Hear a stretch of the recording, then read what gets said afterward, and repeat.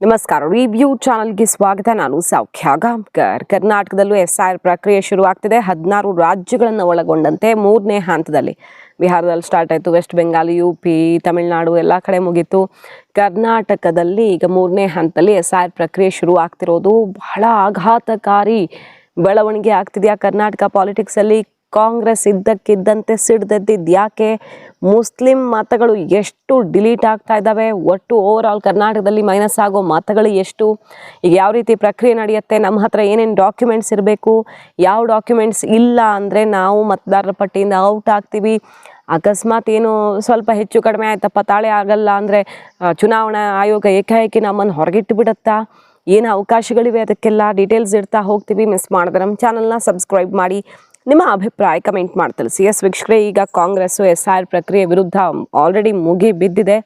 West Bengal ಆಯಿತು, ಮತ್ತು ಬಿಹಾರದಲ್ಲಾಯಿತು, ವಿವಿಧ ರಾಜ್ಯಗಳಲ್ಲಿ ಇದೇ ರೀತಿ ಸಂಚು ಮಾಡಿದೆ BJP ಚುನಾವಣಾ ಆಯೋಗದ ಜೊತೆ ಸೇರಿಕೊಂಡು. ಅದೇ ರೀತಿ ಕರ್ನಾಟಕದಲ್ಲೂ ಮುಂದಿನ ಚುನಾವಣೆಗೋಸ್ಕರ ಇಂತಹ ಪ್ರಕ್ರಿಯೆ ಮಾಡಿ ಮುಸಲ್ಮಾನ್ ಮತದಾರರನ್ನು, ಕಾಂಗ್ರೆಸ್ನ ಸಾಂಪ್ರದಾಯಿಕ ವೋಟ್ ಬ್ಯಾಂಕನ್ನು ಡಿಲೀಟ್ ಮಾಡೋದಕ್ಕೆ ಬಂದೇ ಬಿಟ್ಟಿದೆ ಅಂತ ಈಗಾಗಲೇ ಅಟ್ಯಾಕ್ ಮಾಡ್ತಿದ್ದಾರೆ.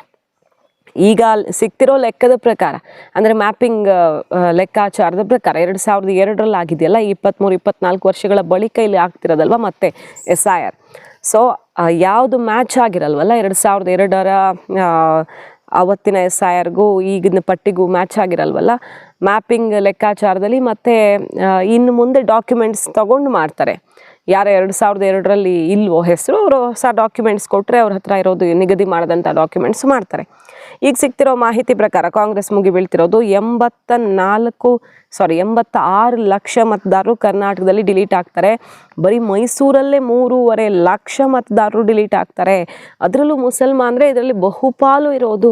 3/4% ಇರೋದೇ ಮುಸಲ್ಮಾನರ ಹೆಸರು ಡಿಲೀಟ್ ಆಗ್ತಿರೋದ್ರಲ್ಲಿ ಅಂತ ಮುಗಿ ಬಿದ್ದಿದ್ದಾರೆ. ಅಸಲಿಗೆ ಏನೇನು ಮಾಡ್ತಾರೆ ಅದನ್ನು ನೋಡೋಣ.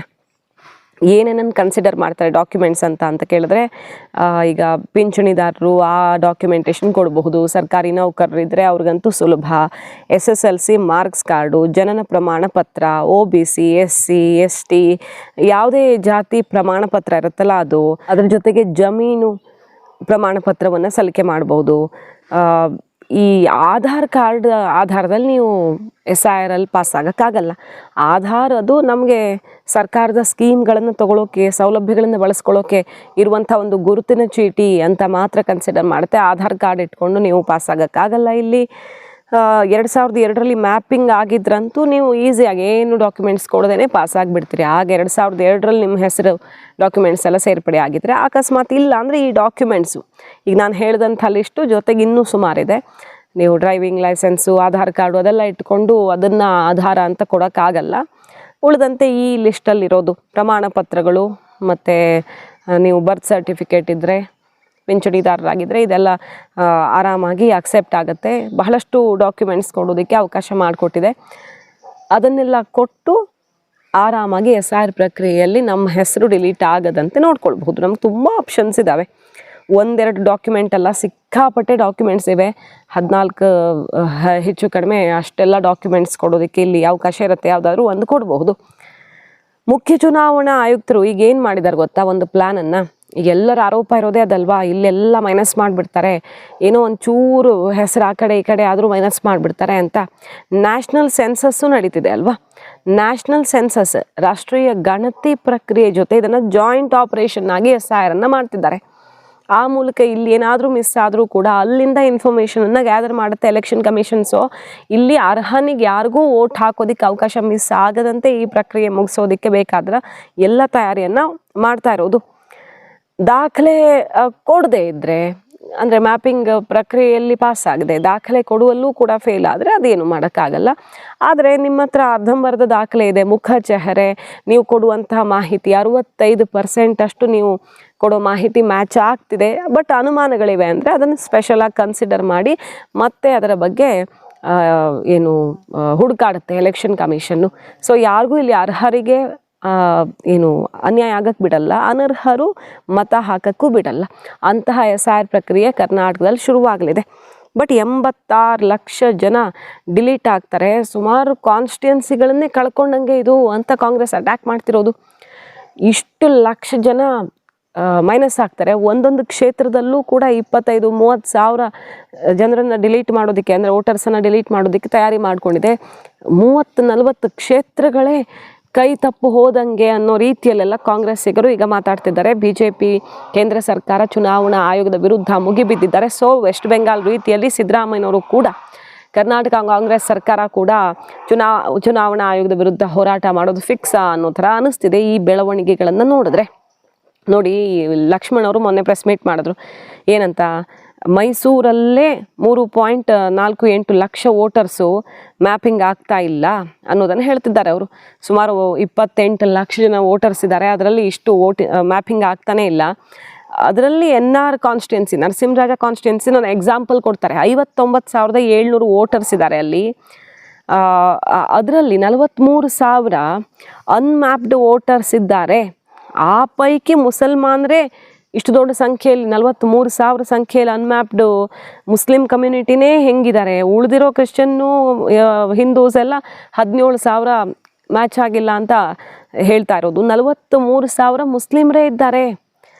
ಈ ಒಂದು ನರಸಿಂಹರಾಜ ಅಸೆಂಬ್ಲಿ ಕಾನ್ಸ್ಟಿಟ್ಯುಯೆನ್ಸಿಯಲ್ಲೇ ಅವ್ರು ಹೇಳ್ತಿರೋದು, ತನ್ವೀರ್ ಸೇಠ್ ಅವರು ರೆಪ್ರೆಸೆಂಟ್ ಮಾಡುವಂತಹ ಕಾನ್ಸ್ಟಿಟ್ಯುಯೆನ್ಸಿಯಲ್ಲಿ 43,000 ಮುಸ್ಲಿಂ ಮತಗಳು ಮಾತ್ರ ಹೆಂಗೆ ಮ್ಯಾಚಿಂಗ್ ಆಗಿಲ್ಲ.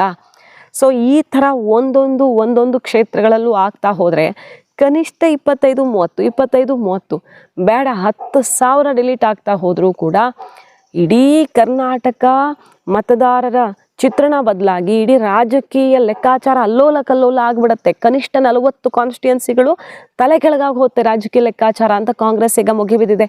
ದುರಂತದ ಸಂಗತಿ, ಅತಿ ಕಮ್ಮಿ ವೋಟರ್ಸ್ನ ಕಿತ್ತಾಕಿರುವ ಕಾನ್ಸ್ಟಿಟ್ಯುಯೆನ್ಸಿ ಪಿರಿಯಾಪಟ್ಟಣ ಅಷ್ಟೇ. 7,751 ನಮ್ಮ ವಿಜಯ್ ಕುಮಾರ್ ಅವರು ಆ ಕಾನ್ಸ್ಟಿಟ್ಯುಯೆನ್ಸಿಗೆ ಸೇರಿದವರು.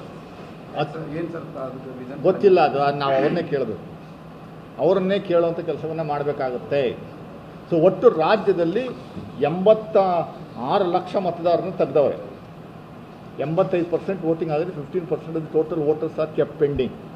86 ಲಕ್ಷ ವೋಟರ್ಸ್ನ ನೀವು ತೆಗೆದ್ರೆ ನಾವು ಚುನಾವಣೆ ಮಾಡೋಕ್ಕಾಗುತ್ತಾ?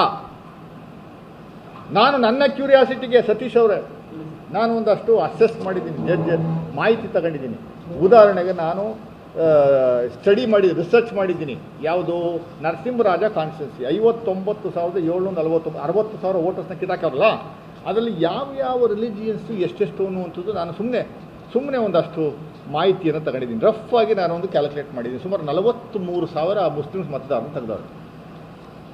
60,000 ಪೈಕಿ 43,000 ಮುಸ್ಲಿಂ ಮತದಾರರನ್ನ ತೆಗೆದಿದ್ದಾರೆ NR ಕಾನ್ಸ್ಟಿಟ್ಯುನ್ಸಿನಲ್ಲಿ. 43 ಮಿಕ್ಕಿದ್ದು ಹಿಂದೂಗಳು, ಇನ್ನೊಂದಷ್ಟು ಕ್ರಿಶ್ಚಿಯನ್ಸ್ 40 ಕಾನ್ಸ್ಟಿಟ್ಯುನ್ಸಿನೇ ಎಗರೋದು ಅಂತ ಒಟ್ಟು ಸರ್ಕಟ್ರೆ 86 ಲಕ್ಷ ಅಂದರೆ ಒಟ್ಟು 6 ಪ್ರಕಾರ 40 ಕಾನ್ಸ್ಟಿಟ್ಯುನ್ಸಿ ಮೈನಸ್ 40 ಕಾನ್ಸ್ಟಿಟ್ಯುನ್ಸಿನೇ ಮೈನಸ್ ಒಂದೊಂದು ಕಾನ್ಸ್ಟಿಟ್ಯುನ್ಸಿಯಲ್ಲಿ 57,000 ತೆಗಿತ ಸಾಕು, 20,000 30,000 40,000 ತೆಗೆದು ಸಾಕು. ಅಲ್ಲ, ನಾನು ಉದಾಹರಣೆ 2.5 ಲಕ್ಷ ವೆಸ್ಟ್ ಬೆಂಗಾಲಲ್ಲೂ ಅದೇ ಹೇಳಿದ್ದಲ್ವಾ, 31 ಕಡೆ 31 ಕಾನ್ಸ್ಟಿಟ್ಯುಯೆನ್ಸಿಗಳಲ್ಲಿ ಈ ಗೆಲುವಿನ ಅಂತರ, ಸೋಲಿನ ಅಂತರ ಗೆಲುವಿನ ಅಂತರ ಏನಿದೆಯಲ್ಲ ಅದಕ್ಕಿಂತ ಹೆಚ್ಚಲ್ಲಿ ಡಿಲೀಟ್ ಆಗಿದೆ. ಸೊ ಇದು ಕನ್ಸಿಡರ್ ಮಾಡಲೇಬೇಕು, ಇದು ಸಂಚಿನ ಗೆಲುವು ಅಂತ ಸುಪ್ರೀಂ ಕೋರ್ಟ್ ಮೊರೆ ಹೋಗಿದೆ. TMC ಗಮನಿಸ್ತಾ ಇರ್ತೀವಿ. ಸೊ ಈ ಲೀಡು ಅಥವಾ ಗೆಲುವಿನ ಅಂತರಕ್ಕಿಂತ ಸಿಕ್ಕಾಪಟ್ಟೆ ದೊಡ್ಡ ರೇಂಜಲ್ಲಿ ಡಿಲೀಟ್ ಆಗ್ತಿದೆ ಅಂತ ಕಾಂಗ್ರೆಸ್ ಈಗ ಕರ್ನಾಟಕದಲ್ಲೂ ಮುಗಿಬಿದ್ದಿರೋದು. ಕರ್ನಾಟಕ ಕಾಂಗ್ರೆಸ್ಗೆ ನಡುಕ ಶುರು ಆಯ್ತಾ ಈ ಪ್ರಕ್ರಿಯೆಯಿಂದ? 40 ಕಾನ್ಸ್ಟಿಟ್ಯುಯೆನ್ಸಿಗಳ ಲೆಕ್ಕಾಚಾರದಲ್ಲಿ ಈಗ ಬೇಸಿಕ್ ಆಗಿ ಇನ್ನೂ ಪ್ರಕ್ರಿಯೆ ಪೂರ್ಣ ಆಗಿ ಅಕ್ಟೋಬರಲ್ಲಿ ಲಿಸ್ಟ್ ಔಟ್ ಆಗುತ್ತೆ. ಅಲ್ಲಿ ತನಕ ಯಾರ್ಯಾರು ಎಲಿಜಿಬಲ್ ಇದ್ದಾರೆ ಅವ್ರು ಫೈಟ್ ಮಾಡೋದಕ್ಕೆ ಅವಕಾಶ ಇರುತ್ತೆ. ಅವರು ಈಗ ವೆಸ್ಟ್ ಬೆಂಗಾಲೆಲ್ಲ ಟ್ರಿಬ್ಯುನಲ್ಗೆ ಹೋಗ್ಬೋದಪ್ಪ. ಅದೇ ರೀತಿಯಲ್ಲಿ ಡಾಕ್ಯುಮೆಂಟ್ ಸಲ್ಲಿಕೆ ಮಾಡೋದಕ್ಕೆ ಕ್ರಾಸ್ ವೆರಿಫಿಕೇಷನ್ಗೆ ನೋಟಿಸ್ ಸರ್ವ್ ಮಾಡ್ತಾರೆ, ಅವ್ರು ಫಾರ್ಮ್ ಫಿಲ್ ಮಾಡಿಕೊಡ್ಬೇಕು, ಎಷ್ಟೆಲ್ಲ ಅವಕಾಶ ಇರುತ್ತೆ. ಇದು ಅಷ್ಟು ಈಸಿಯಾಗಿ ಯಾರೋ ಬಂದು ನೀನು ವೋಟರ್ ಲಿಸ್ಟಲ್ಲೇ ಇಲ್ಲ ಅಂತ ತೆಗೆದು ಹಾಕೋಕ್ಕಾಗಲ್ಲ. ಈ ಎಲ್ಲ ಪ್ರಕ್ರಿಯೆಗಳನ್ನು ದಾಟಿ ಹೋದ ಮೇಲೂ ಅವರು ಫಿಟ್ ಆಗಿಲ್ಲ ಅಂದರೆ ಔಟ್ ಆಗ್ತಾರೆ ಪಟ್ಟಿಯಿಂದ. ಅಕ್ಟೋಬರಲ್ಲಿ ಅದು ಗೊತ್ತಾಗುತ್ತೆ. ಅಷ್ಟೊತ್ತಿಗೆ 16 ರಾಜ್ಯ ಯೂನಿಯನ್ ಟೆರಿಟರಿಗಳದ್ದೆಲ್ಲ ಫೈನಲ್ ಆಗುತ್ತೆ. ಓವರಾಲ್ ಇಡೀ ದೇಶದ್ದು ಆಲ್ಮೋಸ್ಟ್ ಈ ವರ್ಷದಲ್ಲಿ ಕವರ್ ಆಗಿಬಿಡುತ್ತೆ. 2026 ಮುಗಿಯೋದ್ರ ಒಳಗಡೆ ಇಡೀ ದೇಶದಲ್ಲಿ SIR ಆಗಿ ಅನರ್ಹರು ಔಟ್ ಆಗ್ತಾರೆ, ಅರ್ಹರು ಇರ್ತಾರೆ. ಈಗ ನೋಡ್ತಿದ್ದೀವಿ SIR ಪ್ರಕ್ರಿಯೆಯಲ್ಲಿ ಔಟ್ ಆದವ್ರು ಇದ್ದಾರಲ್ಲ, ಅವ್ರ ನಿಧಾನಕ್ಕೆ ವೆಲ್ಫೇರ್ ಸ್ಕೀಮ್ಗಳಿಂದ, ಅಂದರೆ ರೇಷನ್ ಕಾರ್ಡ್ ಕ್ಯಾನ್ಸಲ್ ಮಾಡುವಂಥ ತಯಾರಿ ಕೂಡ ನಡೀತಿದೆ. ವೆಲ್ಫೇರ್ ಸ್ಕೀಮ್ಗಳು ಅವ್ರಿಗೆ ಲಭ್ಯವಾಗದಂತೆ ಯಾರ್ಯಾರು ಅಕ್ರಮ ನುಸುಳುಕೋರಿದ್ದಾರೆ ಬಾಂಗ್ಲಾದೇಶಿ ಅವರು ಇವರು ಔಟ್ ಆಗಿರ್ತಾರಲ್ಲ, ಈಗ ಎಲ್ಲರೂ ಅದೇ ಕಾರಣಕ್ಕೆ ಔಟ್ ಆಗಲ್ಲ. ಹೊರಗಡೆ ದೇಶದಿಂದ ಬಂದು ನುಸುಳುಕೋರು ಅಂತಲೇ SIR ಅಲ್ಲಿ ಔಟ್ ಆಗಿರಲ್ಲ. ಕೆಲವರು ಡೂಪ್ಲಿಕೇಟು, ಹೆಸರು ಮಿಸ್ ಮ್ಯಾಚು ಆ ಥರ ಔಟ್ ಆಗಿರೋರು ಅದು ಬೇರೆ.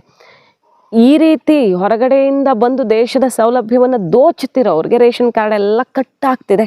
ಭರ್ಜರಿ ಆಪರೇಷನ್ ದೇಶವ್ಯಾಪಿ ಬಿಹಾರದಲ್ಲಿ, ವೆಸ್ಟ್ ಬೆಂಗಾಲಲ್ಲಿ ಆಲ್ರೆಡಿ ಶುರು ಆಗ್ತಿರೋದು.